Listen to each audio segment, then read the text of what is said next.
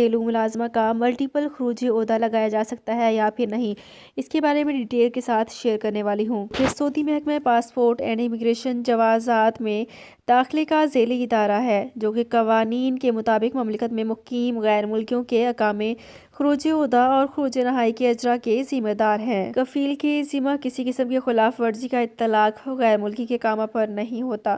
یہ درست نہیں کہ کفیل کے خلاف چالان ہونے کی صورت میں کارکن کا اقامہ تجدید نہ ہو۔ Multi entry visa. Single entry خروجی عہدہ ایک ہی بار استعمال کیا جا سکتا ہے، جبکہ ملٹی انٹری ویزا حاصل کرنے والے متعدد بار مملکت میں آ جا سکتے ہیں۔ تو فرینڈز، یہ تھی میری آج کی ویڈیو۔ اس ویڈیو کو فیس بک پیج پر زیادہ سے زیادہ شیئر کیجیے۔ شکریہ۔